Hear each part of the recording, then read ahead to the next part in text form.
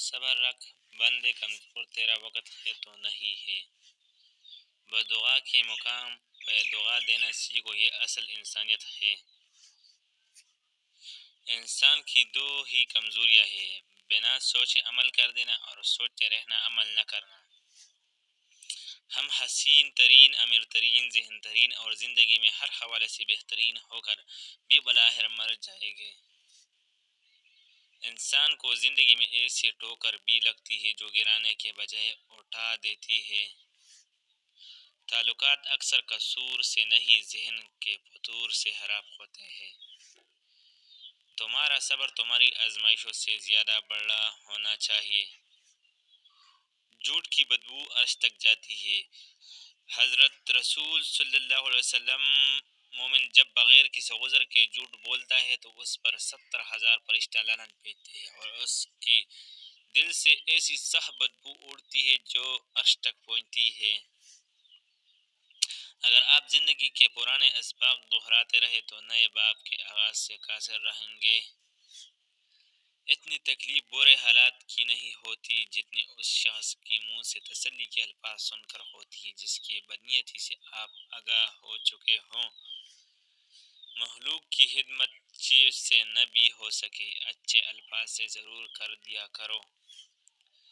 مونگ پھلی اور آوارگی میں خرابی یہ ہے کہ آدمی ایک دفعہ شروع کر دے تو سمجھ میں نہیں آتا کہ ختم کیسے کرے۔ کسی کی خوشیوں میں شریک ہونے سے اس کی خوشی دوگنی ہو جاتی ہے اور کسی کے غم میں شریک ہونے سے غم آدھے ہو جاتے ہیں۔ صبر اور شکر ایسے احساس ہے جو کامیابیوں کا ڈھیر انسان کی قدموں میں لا کر رکھ دیتے ہیں۔ مشکل کے بعد آسانی صرف صبر کرنے والوں کو ملتی ہے۔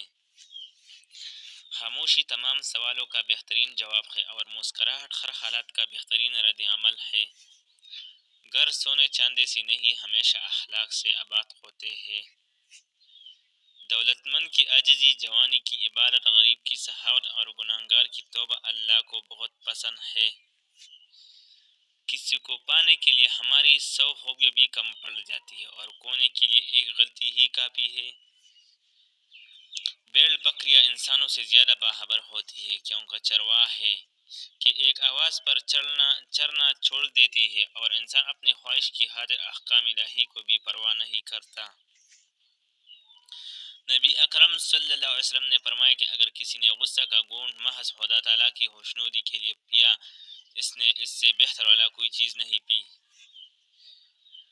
منافق آل ان ون ٹائپ کا وہ پرزہ ہے جو ہر قسم کے ماحول میں ہر قسم کے لوگوں کے ساتھ پوری طور پر ایڈجسٹ ہونے کی صلاحیت رکھتا ہے۔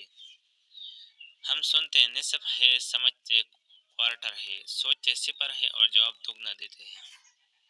ہماری تعلیم یافتہ ہونے کی کیا حیثیت رہ جاتی ہے جب ہم چلتی گاڑی سے کچرا پھینک دیں جیسے آخرکار ایک ان پڑھ نے ہی اٹھانا ہو۔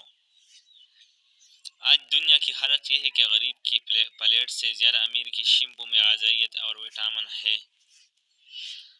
خود کو غلط سمجھنے کی توفیق بھی اللہ کی طرف سے ملتی ہے، ورنہ تو لوگ غلط ہوتے ہوئے بھی خود کو صحیح سمجھتے ہیں۔ زندگی آزمائشوں کا سمندر ہے، کسی سے لے کر آزمایا جاتا ہے تو کسی کو بے تحاشا دے کر آزمایا جاتا ہے۔ بس کہے صبر کی اور کہے شکر کی آزمائش ہے۔